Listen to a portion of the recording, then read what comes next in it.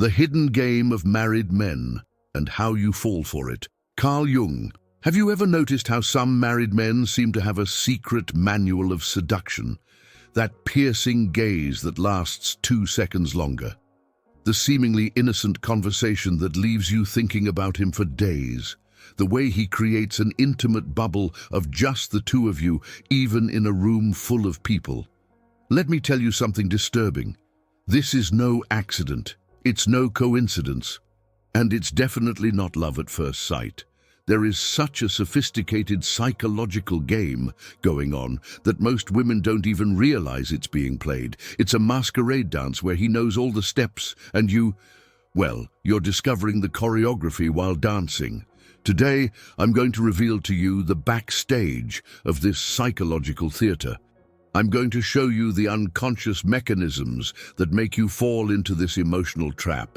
Even if you're smart, even if you're independent, because it's not about intelligence. It is something much deeper and more primitive within you that he has learned to activate as if pressing invisible buttons. The question is, are you ready to see the game for what it really is? 1. The trap of the man who looks different. You know that married guy who catches your attention because he's not like the others? He really listens when you speak. He asks questions about his dreams, his frustrations, his opinions. While most men are on automatic, he seems genuinely interested in who you are on the inside. And that's exactly where the subtlest danger lies. Within our psyche, there is a deep need to be seen and understood. We spend our entire lives wearing social masks, playing roles that have been assigned to us. When someone seems to see beyond these superficial layers, something in us awakens. It's as if someone has finally found the key to a door we keep locked. But here's the trick. Married men have developed a refined skill of emotional reading. They learned by observing, making mistakes, getting it right over the years of their relationship. They know how to identify deficiencies, recognize patterns, detect emotional voids with surgical precision, and they use it consciously or unconsciously. When he treats you as if you are special, unique, different from all the women he has ever met, he is activating something primal in you. It's touching that part that always wanted to be chosen, to be seen as extraordinary. He knows this because he's played this role before, perhaps with his own wife at the beginning of the relationship. What seems spontaneous is actually calculated. What looks authentic is performative. He is no different from other married men. He just perfected the art of looking different. And this illusion is powerful because it stirs deep layers of our identity.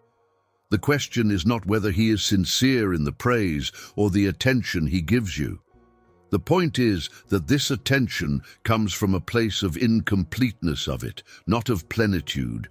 He's not offering you something real. You are filling a void of your own, using your need to be seen. And when you realize that, all the charm goes up in smoke. 2. When the forbidden becomes uncontrollable desire. There is something in human nature that turns obstacles into fuel for desire. The more something is denied to us, the more it seems valuable, necessary, irresistible. And married men play with this psychological dynamic masterfully, even if they don't do it consciously. The ring on his finger acts as a symbol of interdiction. That which cannot be touched, which cannot be possessed completely, gains an intensified brightness in our perception. Our unconscious mind interprets the constraint as value. If he's ever been chosen by another woman, if someone has ever wanted him enough to marry him, then he must have something special, right? But there is an even deeper layer to this dynamic. When we get involved with someone who can't be entirely ours, we don't have to give ourselves completely. The impossible relationship protects us from total vulnerability. We can feel the intensity of passion without facing the fear of real intimacy. The one that requires constant presence, daily commitment, resolution of worldly conflicts. The forbidden creates a fanciful bubble where everything is intense, urgent, passionate. There are no bills to pay together, no arguments about household chores, no boredom or routine. There is only the secret meeting, the hidden message, the stolen moment that seems to be worth more than the whole hours of a normal relationship. This intensity is addictive. Our brain releases the same neurotransmitters that it releases in situations of risk and reward. It's like a game of chance where you never know when you're going to get attention, when you're going to see it, when you're going to have that magical moment again. And unpredictability increases addiction. What we don't realize is that we are in love with adrenaline, with fantasy, with impossibility itself, not necessarily with the person. We are addicted to the feeling, not to the real man who exists behind the fantasy. If you keep falling for this game, it's not your fault, it's unconscious. Unlock the JUNG method, click the pinned comment, and break the pattern. 3. The contradictory signs that leave you confused. He says you're special, but disappears for days without explanation. It talks about how your connection is unique, but it can't meet you on the weekend. He promises that he will solve the situation, but the months go by and nothing changes. This emotional roller coaster is not an accident. It is an integral part of the game. Our human psyche has a peculiar characteristic. The more we try to decipher something ambiguous, the more mental energy we invest in it. When someone is consistent and predictable, our mind relaxes. But when the signals are contradictory, our brain goes into problem-solving mode, trying to fit the pieces of an impossible puzzle together. Married men naturally live in this contradiction. They need to keep two parallel worlds functioning. So, mixed messages are not necessarily conscious manipulation.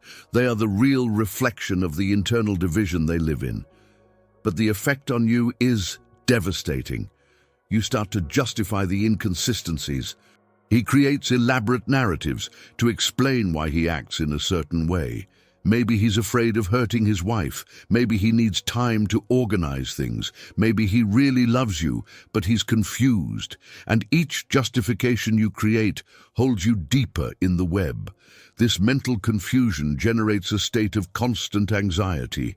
You get stuck in a cycle of hope and disappointment, always hoping that the next interaction will bring clarity, that it will finally define the situation. But the definition never comes. And it doesn't come because ambiguity is functional for him. It's what allows him to maintain both worlds without having to make difficult choices.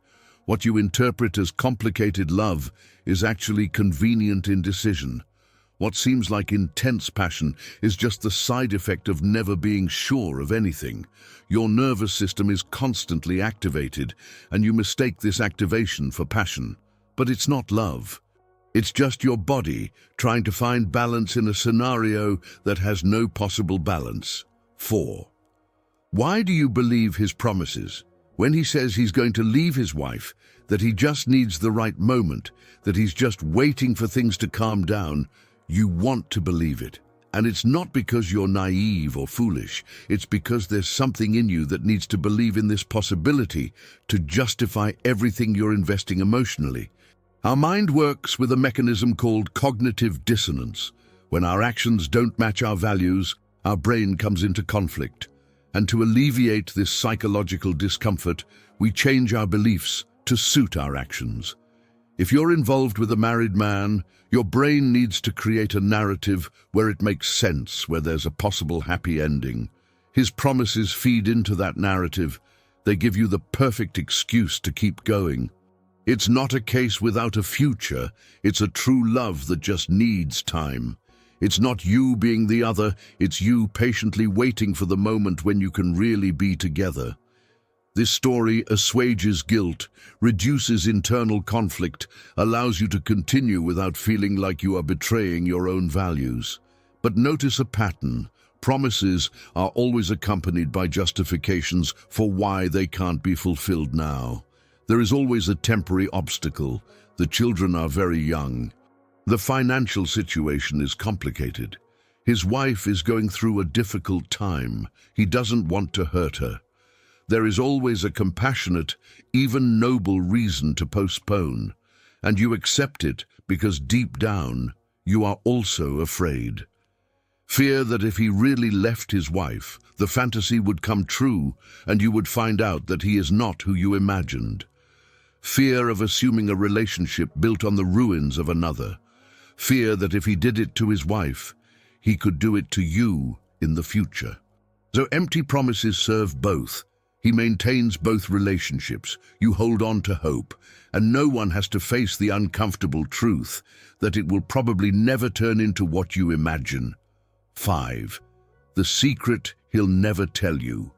There is a truth that married men rarely reveal, and that they may not even be fully aware of. You are not the solution to his dissatisfaction. You are the temporary anesthetic for a pain that originates in another place entirely. When a man seeks something outside of marriage, he is not necessarily looking for a better person than his wife. He is seeking a better version of himself. He is trying to recover something he has lost over the years, a sense of vitality, novelty, power that has been fading away in the routine. With you, he can be the idealized version of who he would like to be. He does not have to deal with the demands of everyday life, with the imperfections that prolonged intimacy reveals, with the real conflicts that every coexistence brings. It can show only your best angles, your most attractive qualities, your most seductive self. What you see is not the complete man. It's a carefully edited performance of the best version of him. It's like comparing someone's profile picture on social media with the reality of waking up next to that person every day. The difference is brutal, but you don't have access to that dimension. Here's the secret he'll probably never admit, even to himself. If he left his wife and stayed with you, eventually you'd get to the same place where he is now with her. Because the problem is not in the choice of partner. It is in his inability to deal with his own incompleteness, with his own shadows, with his own need for personal growth. He's using you to avoid looking inside yourself. It is projecting onto you saving qualities that no real human being can sustain indefinitely. And when the novelty wears off, when the intensity decreases, he will look for the next anesthetic. Because people don't solve internal voids.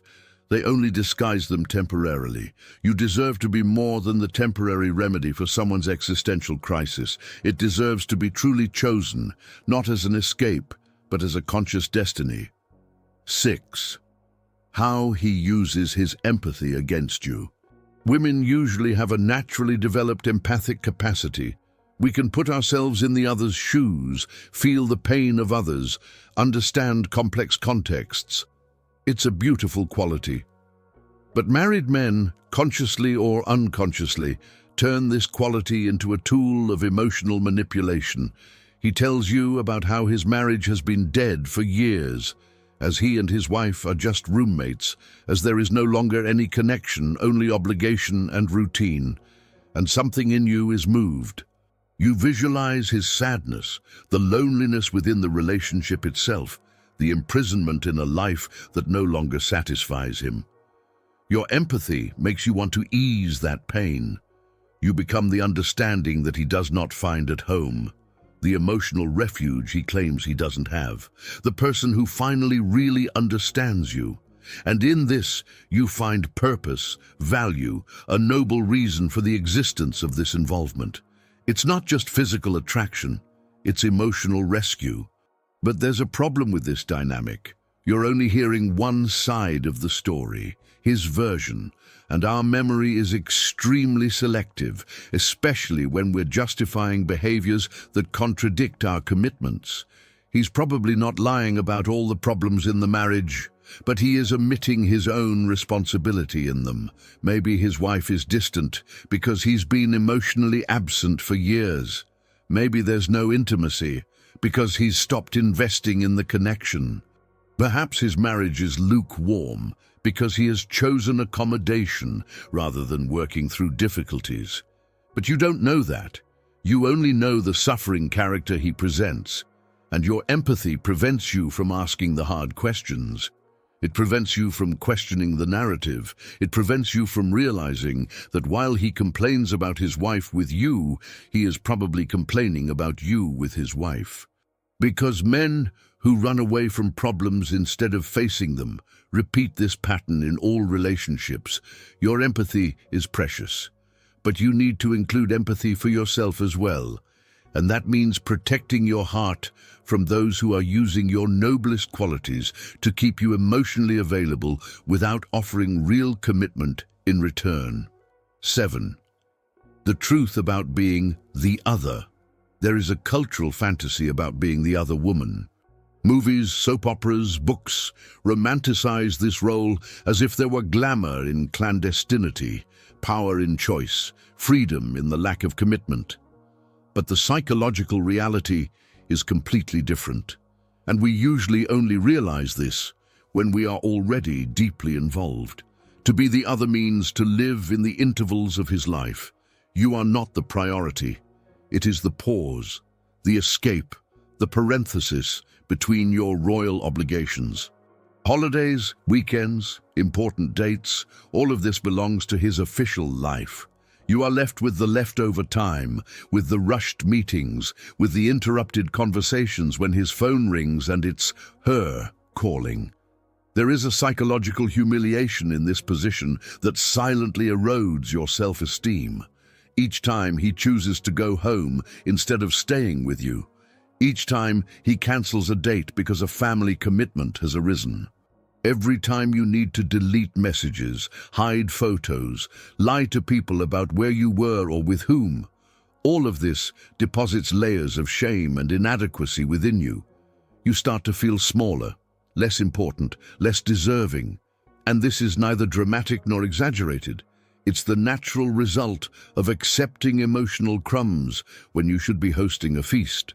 It's the effect of investing full energy into a connection where you only receive partial energy. Here's the most painful part. While you're keeping secrets, sacrificing opportunities to meet available people, building your life around his availability, he's living normally, hanging out with his wife, keeping up social appearances, living the full life while you live a hidden half-life. And the more time passes, the harder it gets to get out, because you've already invested so much. He has waited so long. He has already sacrificed so much, and our mind hates to waste investments. So we continue to bet on a game where the cards are already marked from the beginning. Being the other is not glamorous, it's not empowering, it's not true love waiting to blossom. It's putting your emotional life on hold while someone decides if you're worth the risk of messing up the comfortable life they've already built. And in the overwhelming majority of times, the answer is no. 8. Breaking the cycle, coming back to yourself. If you've made it this far, you've probably recognized some patterns. And recognizing it is the essential first step to transform any situation. But intellectual knowledge is not enough.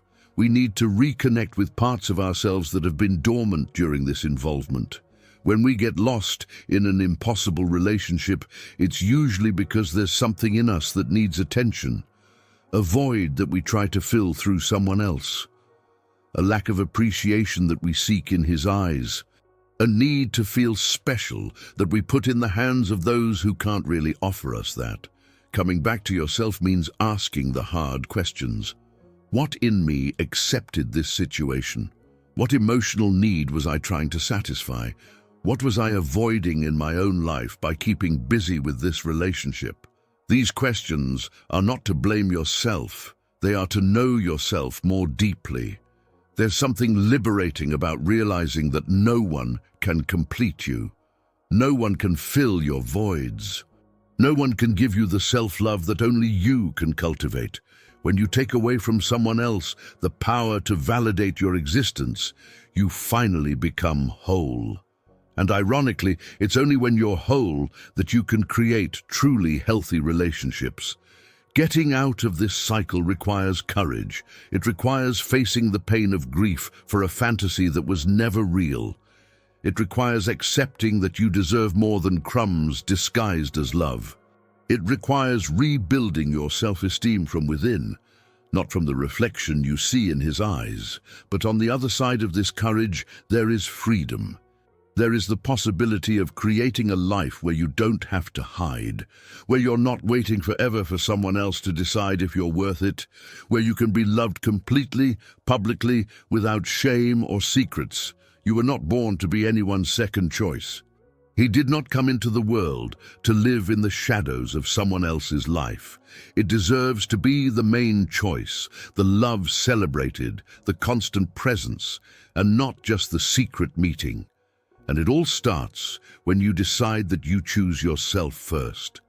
When you understand that true love never asks you to diminish yourself, hide, or accept less than you deserve. The game only continues as long as you accept to play, and you've always had the power to just get up from the table and walk away.